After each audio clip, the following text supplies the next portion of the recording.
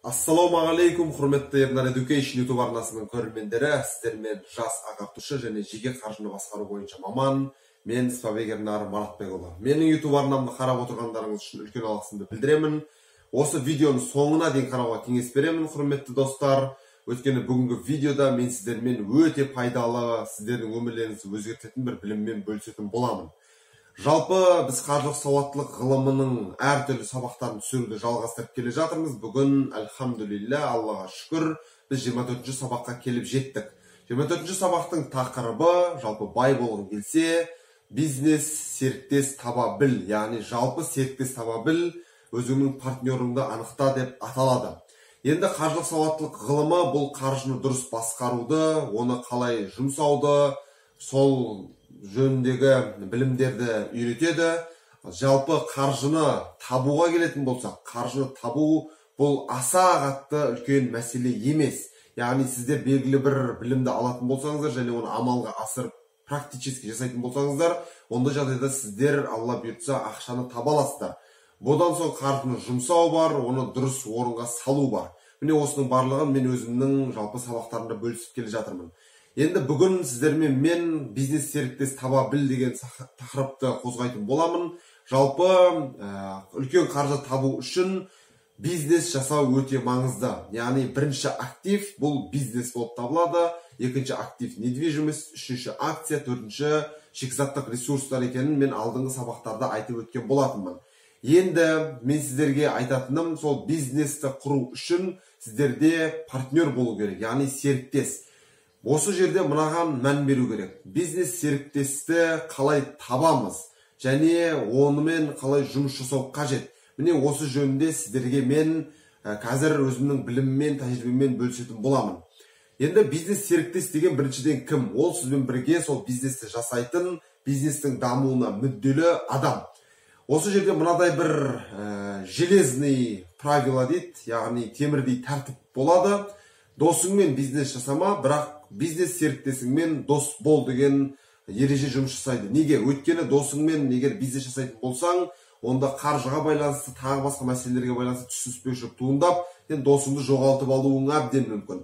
Ал бизнес серіктесіңмен дос болатын болсаң, ондай жағдайда сенің бизнесің жақсы алға қарай жүретін болады.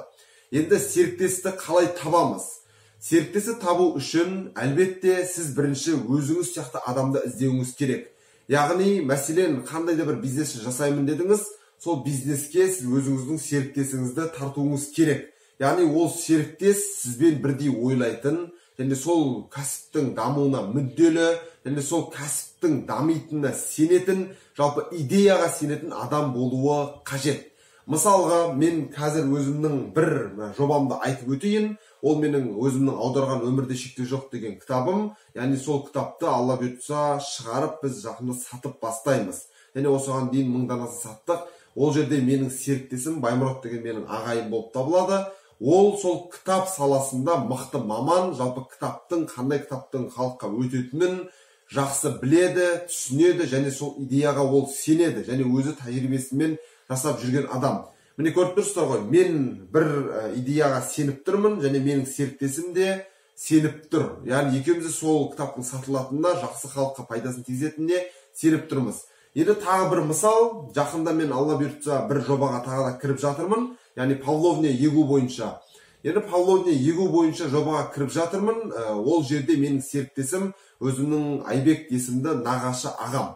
Енді ол жобаға не үшін кіріп жатыр дейтін болсаңыздар, ол жалпы өзі архитектор, дизайнер, яғни үйлердің дизайн жасайды, архитектурасын жасайды, интерьер дейді, яғни ішкі дизайнын жасайтын адам. Бір сөзбен айтқанда, ол жақсы сұлу көріністермен жұмыс жасап жүрген адам ғой, енді қарапайым тілмен айтқанда. Ал павловния ағашта дәл сондай керемет ағаш. Яғни оны былайша айтқанда ландшафтты дизайн дейді, өсімдіктермен дизайн жасайды, үйдің айналасына соған қолдануға болады. Көріп тұрсыздар ғой, яғни талдың, ағаштың сұлулығы бар және онымен жасауға болатын жаңа ландшафтты дизайн мен үйдің дизайны бір-біріне сәйкес келеді. Мысалы, кез келген бір бай адамды алатын болсақ, ол үй салады, үйдің ішкі дизайнын жасайды, сыртқы дизайнын жасайды, одан кейін үйінің айналасын реттейді ғой. Алма ағаштарын егуі мүмкін, жаңағыда бау бақша істеуі мүмкін, фонтан жасап қою мүмкін. Міне сол тұрғыдан келгенде екеуміздің көзқарасымыз жақсы бір жерден шығып тұр. Және екінші көзқарасымыз екеумізде жақсы қаржы тапқымыз келеді иншалла. Сол себепті ол сол проекттің былайша болатынына сеніп тұр. Әрі ол маған сеніп тұр. Осы жерде міне көріп тұрған болсаңыздар, біріншіден серіктес бизнес идеяға сену керек. Екіншіден ол соның жүзеге асатынына сену керек. Яғни сол салаға қатысы болу керек оның.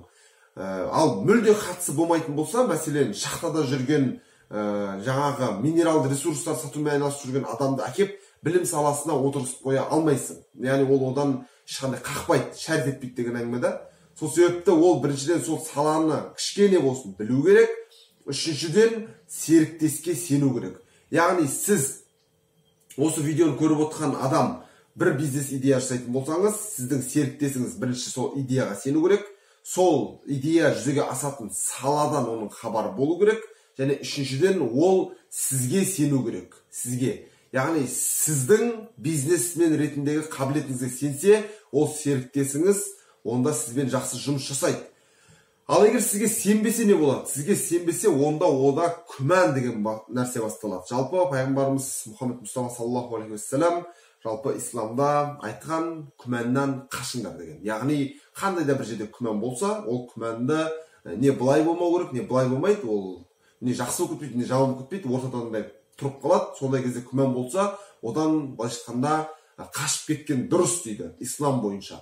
Мен осыны ұстанамын, альхамдулилля мұсылман болғандықтан. Сол себепті егер сіздің серіктесіңіз сізге сенбесе, онда ол сізге күмәндана бастайды. Яғни мынау ақшаны жеп қойған жоқ па? Мынау мені алдап жүрген жоқ па? Немесе бір жерден сіз барып тауар алып келдіңіз, өз жұмысыңыз жасап, мынау тауардың аз ғана алып, қалған ақшаны қалтасына басып қалған жоқ па? Немесе тағы басқа да әртүрлі күмәндар болуы мүмкін, бұл қаржыны аз шығарып қойған жоқ па? Немесе тағы енді әртүрлі қой, енді күмән деген өте көп. Сол себепті егер серіктесіңіз сізге сенбесе, онда ол сізге күмәндана береді. Одан кейін тағы бір фактор, егер сенбейтін болса ол сізге, онда ол сіздің іскерлігіңізге де сенбейді. Мен ғана жасап жүрмін, мынау ештеңе қатырып жатқан жоқ. Неге мен осының бәрін істеп жатырмын? Ал мынау оңай жұмыстарды алып алды. Міне осында былайша салғыласу басталып кетеді. Сол себепті бизнес серіктес сіздің өзіңіз сияқты адам болу керек. Өз деңгейіңізде болу керек. Ол мықты адам болса, сіз енді ғана келіп жатқан болсаңыз, стартапер болып, онда ол жерде баланс болмайды да, анау өзін көп жасап жатқан сияқты сезінеді, ал сіз бір түк жасамай жүрген сияқты өзіңізді сезінуіңіз мүмкін.